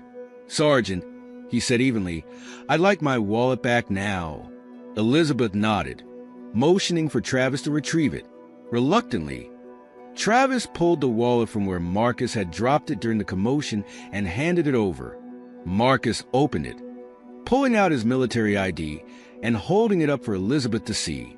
"Colonel Marcus Wright," Elizabeth said, reading the card aloud. Recognition flickered across her face. She'd heard his name before. Most people in law enforcement or the military had. He was a decorated officer, a man who had commanded respect for decades. She turned to Travis, her expression hard. "Do you have any idea who this man is?" Travis shifted uncomfortably. "No, ma'am, but I don't see how that." "It matters because you just pulled a gun on a national hero," Elizabeth snapped. Her voice echoed across the street, drawing murmurs from the crowd. Marcus raised a hand, his voice calm but firm. "Sergeant Carter, if I may." Elizabeth turned to him, her jaw tightening. She nodded. "I appreciate your apology," Marcus said, his tone measured. "But this isn't just about who I am. It shouldn't take being a national hero for someone to be treated with basic dignity. I could have been anyone, someone without a title or a rank, and I still wouldn't have deserved this." The crowd murmured in agreement. Elizabeth nodded, her expression softening slightly. "You're right," she said quietly. "You're absolutely right." But Travis couldn't let it go. "With all due respect, ma'am," he interrupted, "I was just doing my job. I followed procedure. How was I supposed to know he wasn't a threat?" Marcus turned to Travis then, his eyes locking onto the young officers with a quiet intensity. "You didn't see a man," Marcus said, his voice steady but piercing. "You saw a black man in a nice car, and you made a decision before I even opened my mouth. That's not procedure. That's prejudice." Travis's face turned a deeper shade of red. He opened his mouth to argue, but Elizabeth cut him off. "Enough, Walker," she said sharply. "You've done enough. By now." The rain had started to ease, though the street was still slick and glistening. The crowd began to disperse, some people shouting words of support toward Marcus, others glaring at Travis as they walked away. But many lingered, still filming, still watching. Elizabeth pulled Travis aside, her voice low but firm. "You're done for today. Hand me your badge and your weapon." "What?" Travis's eyes widened. "Sergeant, you can't?" "I can, and I just did," Elizabeth interrupted. "You're officially on administrative leave, effective immediately. We'll be reviewing this incident, and I can tell you right now, it doesn't look good for you." Travis stood frozen, his mouth opening and closing like a fish out of water. He reluctantly unholstered his weapon and unclipped his badge, handing them over with trembling hands. As Elizabeth turned back to Marcus, she felt the weight of what had just happened. She wasn't just dealing with an officer who'd made a mistake. She was dealing with a system that had failed, again and again, to root out these mistakes before they happened. "Colonel Wright," she said quietly, "if there's anything I can do to make this right." Marcus shook his head, a faint, humorless smile tugging at the corners of his mouth. "You can't undo what's already been done, Sergeant. But you can start by holding your people accountable." With that, he turned and walked back to his SUV, his shoulders straight despite the weight he carried. He slid into the driver's seat, gripping the steering wheel tightly as the adrenaline began to wear off. Behind him, the crowd was finally beginning to disperse. The video footage they had captured would soon spread across social media like wildfire, sparking outrage and conversations that would stretch far beyond the borders of Charlotte. But for Marcus, the fight wasn't over. It never really had been. The video had gone viral within hours.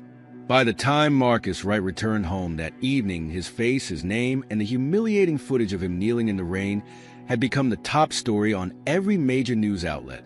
Social media was ablaze with outrage, hashtags demanding justice, and heated debates about systemic racism in law enforcement.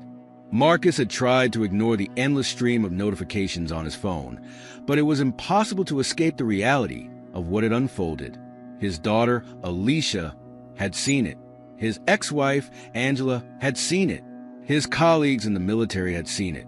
And so, Marcus sat in the quiet of his living room, the weight of it all pressing down on him like a crushing tide. The walls around him were lined with photos, snapshots of his decorated career in the military, medals gleaming on his chest, handshakes with generals and presidents. They seemed almost mocking now, as if to remind him that none of it had mattered in the eyes of one young cop. The sound of his daughter's voice pulled him from his thoughts. "Dad?" He looked up to see Alicia standing in the doorway, her small frame silhouetted by the soft glow of the hallway light. She was wearing one of his old army t-shirts, the fabric oversized on her slender body. Her face was pale, her dark curls tied back loosely. "Yes, sweetheart," Marcus asked, trying to keep his tone light. She stepped closer, holding up her phone. The video was paused on the screen, frozen on the image of Marcus kneeling with his hands raised. Her eyes brimmed with tears as she looked at him. "Why didn't you fight back?" she asked softly. Marcus's chest tightened. He took a deep breath, motioning for her to sit beside him. She hesitated before curling up next to him on the couch, her head resting against his shoulder. "Because Alicia," he began slowly, "sometimes fighting back isn't about what you do in the moment. Sometimes it's about how you handle what comes after. But he humiliated you," she whispered, her voice cracking. "You didn't do anything wrong, and he treated you like you were nothing." Marcus closed his eyes for a moment, the memory of Travis Walker's voice, sharp, accusatory, dripping with disdain, echoing in his mind.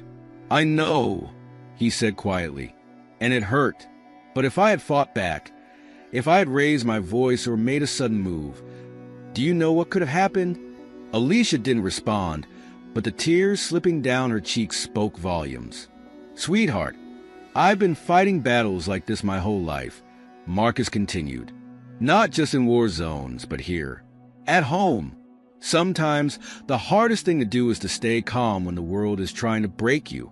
But staying calm doesn't mean I'm not fighting. It just means I'm choosing a different way to win." Alicia sniffled, wiping her eyes with the sleeve of her shirt. "Is that why you didn't say anything about what happened before?" "Mom told me. About that time years ago when you got pulled over." Marcus froze. He hadn't realized Angela had told Alicia about that incident. It had been one of the most painful moments of his life. Being stopped by a cop Ford driving while black, accused of stealing his own car because it was too nice for someone like him. He'd been furious, humiliated, but Angela had convinced him not to file a formal complaint. "You had just gotten that promotion," Angela had said at the time. "If you make waves now, it could ruin everything we've worked for." And so, Marcus had swallowed his pride and let it go. But now, sitting beside his daughter, he realized how much he regretted that decision. "I didn't speak up then because I was afraid," Marcus admitted. "Afraid of what it would do to my career, to our family. But that was a mistake. Staying silent didn't protect me. It just let the problem keep growing." Alicia looked up at him, her eyes searching his face. "So, what are you going to do now?" Marcus hesitated. He hadn't let himself think about the next steps. He'd been so consumed by the humiliation, the anger, the disbelief, that he hadn't considered what his response should be. But as he looked at his daughter, her face full of hope and pain, he knew he couldn't stay silent this time. "I don't know yet," he admitted, "but I promise you, I'm going to do something." The next morning, Marcus's phone buzzed incessantly. Calls from journalists, colleagues, and even strangers poured in nonstop. He ignored most of them, but one name on the screen caught his attention: General Harold Bennett. Harold had been Marcus's mentor for years, a man he deeply respected. Answering the call, Marcus was greeted by Harold's gruff, familiar voice. "Marcus," Harold said, "I saw the video." Marcus sighed. "Yeah, I figured you would." "Listen," Harold continued, "what happened to you is unacceptable. But I know you, Marcus. You're not the kind of man who lets this slide. So tell me, what are you planning to do?" Marcus hesitated, the weight of the question settling on him. "I don't know, Harold. Part of me just wants to move on, for Alicia's sake. But another part of me knows that if I don't speak up now, it's only going to keep happening. To me, to others like me." "Then you have your answer," Harold said firmly. "You've spent your whole career fighting for this country. Now it's time to fight for something just as important: justice. If you need support, you know I've got your back." Marcus felt a surge of gratitude. "Thank you, Harold. That means a lot." After the call ended, Marcus sat in silence for a long moment, staring out the window at the gray sky. He thought about the countless men and women who had faced the same kind of humiliation he had, some of whom hadn't lived to tell their stories. It wasn't just about him anymore. Later that day, Marcus's doorbell rang. Standing on his porch was Sergeant Elizabeth Carter, looking tense and uncomfortable. She held a folder in one hand and a nervous expression on her face. "Colonel Wright," she began, "I wanted to stop by and personally apologize again for what happened yesterday." Marcus nodded, gesturing for her to come inside. She hesitated before stepping into the living room, her eyes scanning the walls lined with his military achievements. "I also wanted to give you this," Elizabeth said, handing him the folder. Marcus opened it to find a formal report on the incident, along with an internal memo stating that Officer Travis Walker had been placed on indefinite suspension, pending further investigation. "I know it's not enough," Elizabeth said quietly, "but I want you to know that I'm doing everything I can to make sure this doesn't get swept under the rug." Marcus studied her for a moment, seeing the genuine remorse in her eyes. "Thank you, Sergeant," he said, "but you're right, it's not enough. This isn't just about one officer. It's about a system that allows people like him to think this kind of behavior is acceptable." Elizabeth nodded, her expression grim. "I agree, and I want to help, if you'll let me." Marcus considered her words, a spark of determination igniting within him. "All right," he said, "let's start with accountability. But this fight isn't going to end there." Elizabeth nodded, her jaw set with resolve. "I'm with you, sir." The stage was set. Marcus knew that the road ahead would be long and difficult. But for the first time since the incident, he felt a sense of purpose. This wasn't just about reclaiming his dignity. It was about changing the system that had tried to strip it away in the first place. The fight was far from over. The days following the incident were a whirlwind of chaos, anger, and determination.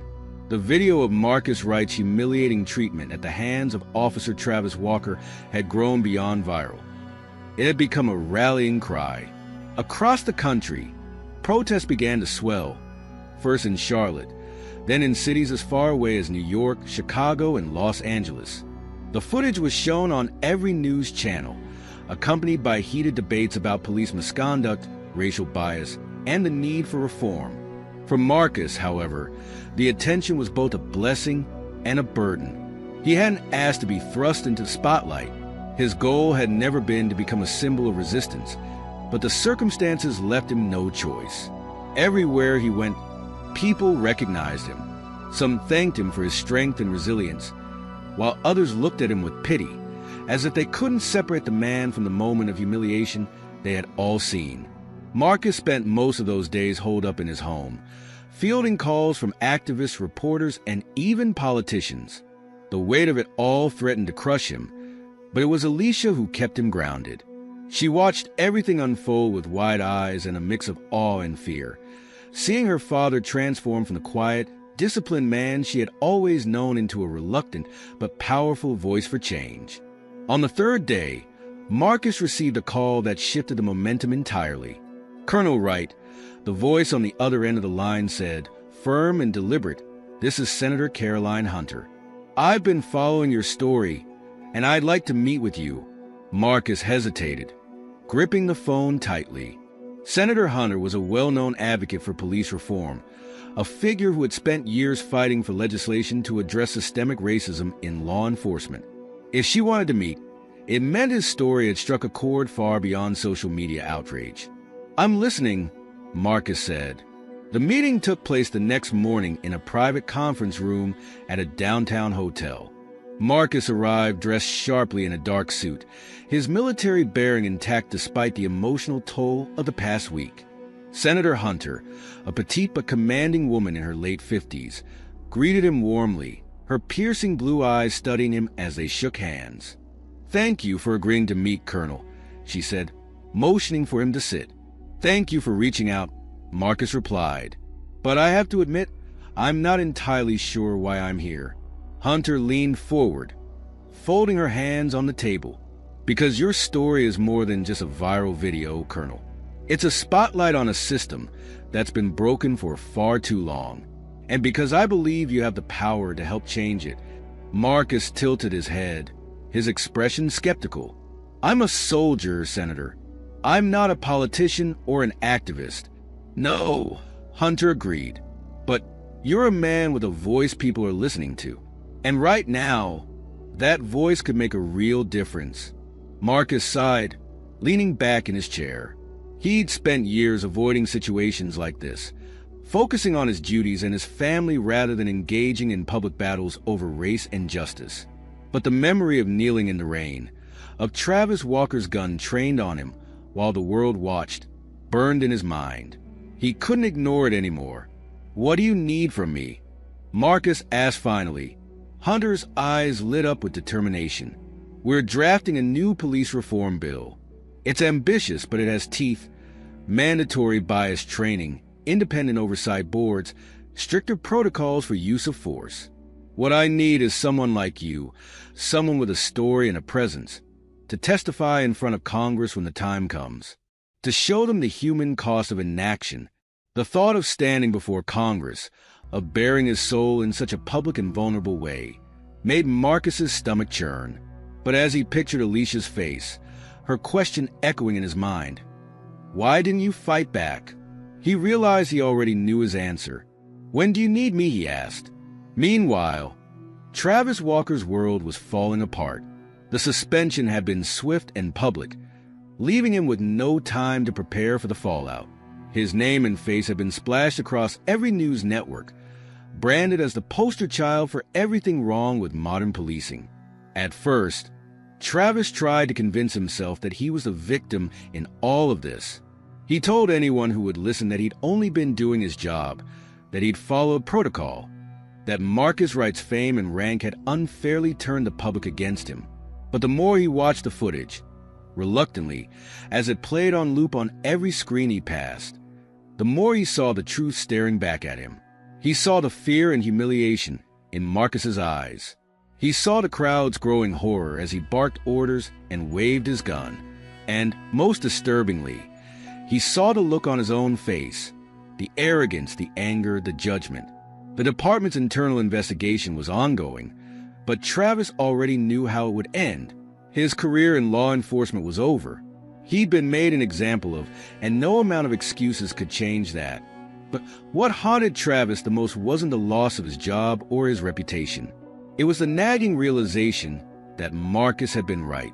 He hadn't seen a man that day.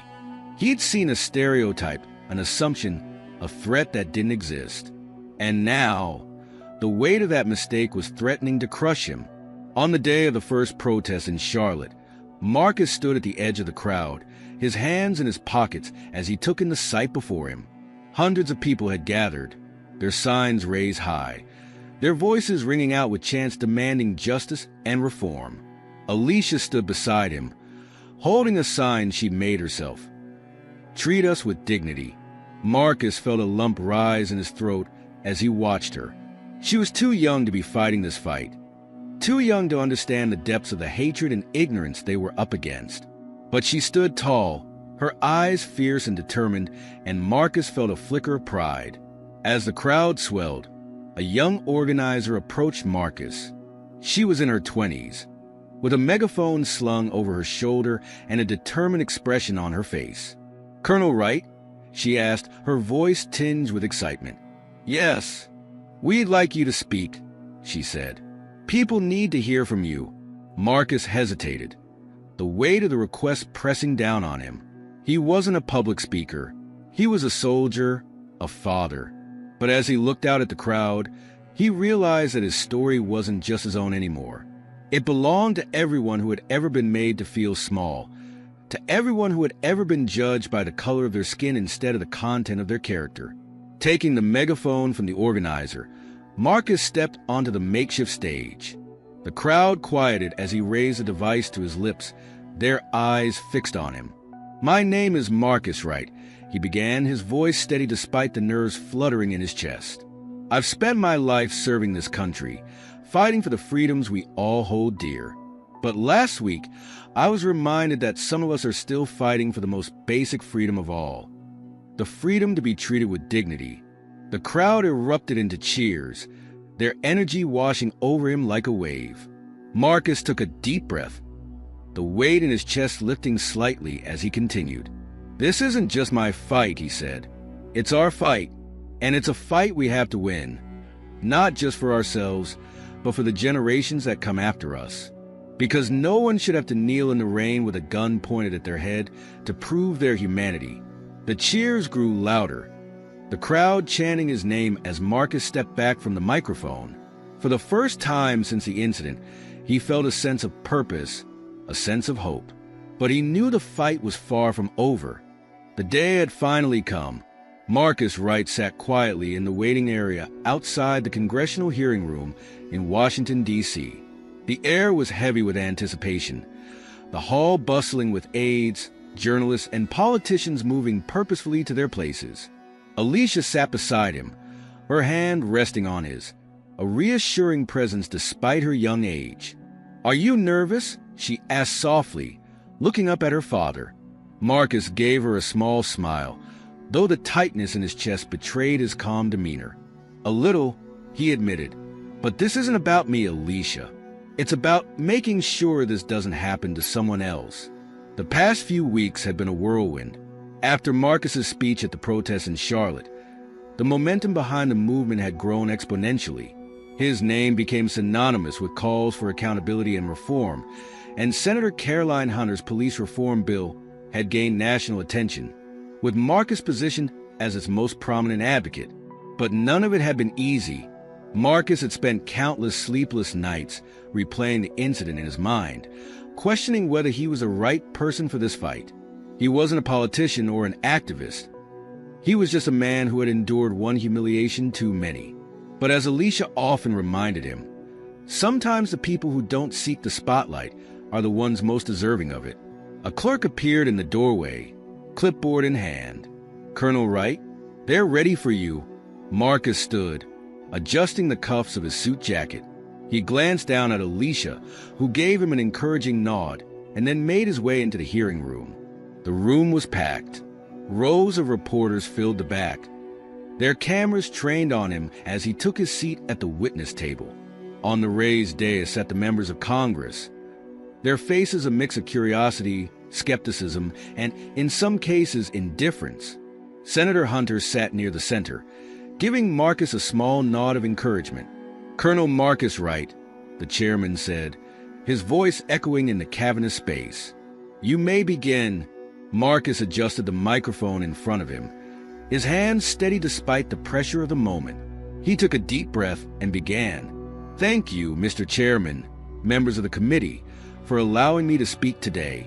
My name is Marcus Wright. I'm a father, a soldier, and a proud American. I've dedicated over 30 years of my life to serving this country, defending the freedoms we all hold dear. But a few weeks ago, I was reminded that for some of us, those freedoms are still conditional." The room was silent, every eye fixed on him. On a rainy morning in Charlotte, North Carolina, I was stopped by a police officer while leaving a medical clinic. I was unarmed, compliant, and calm, but that didn't matter. To that officer, I wasn't a man, I was a threat. He drew his gun on me, forced me to kneel in the rain, and humiliated me in front of a crowd of strangers. And why? Because of the color of my skin and the assumptions he made because of it.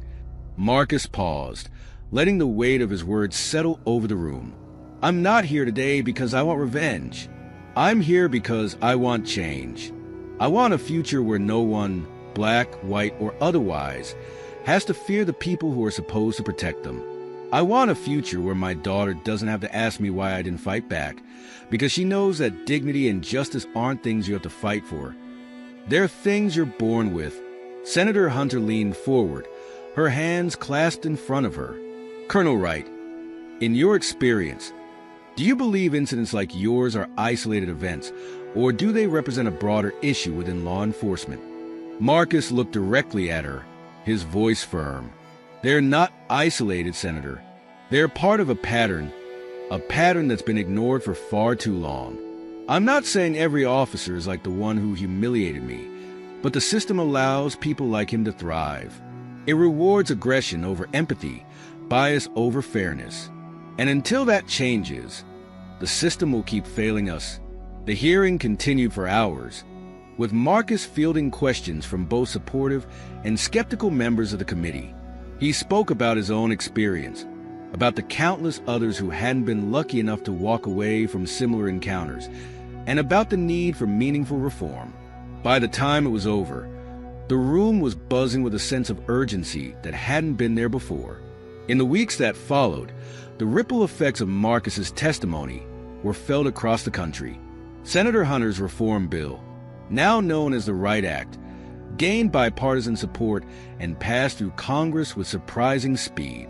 The legislation mandated comprehensive bias training for all law enforcement officers, established independent oversight boards in every state, and implemented stricter protocols for use of force incidents.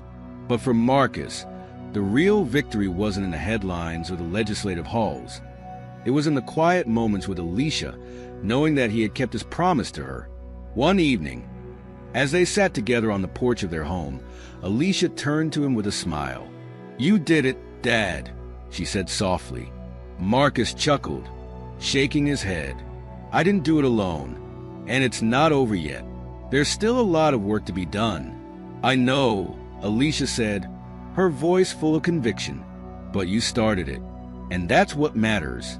As for Travis Walker, his career in law enforcement was officially over.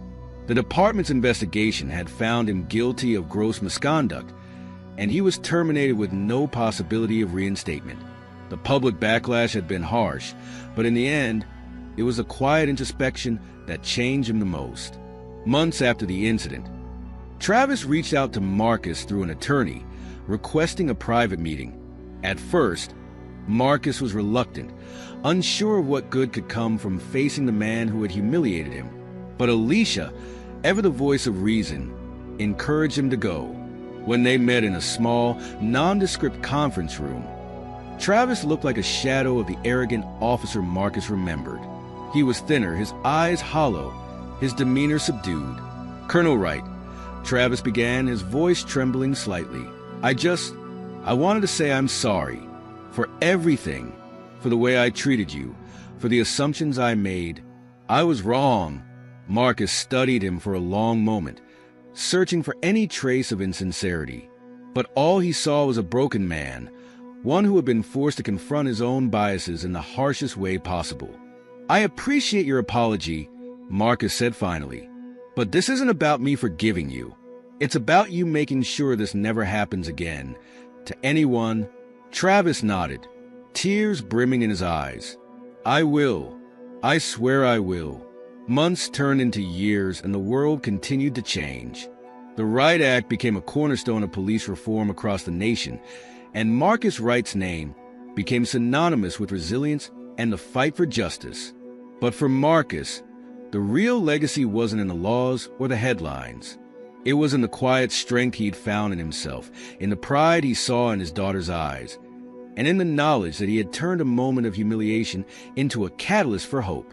Because in the end, dignity wasn't something anyone could take from him. It was something he carried within, no matter the storm.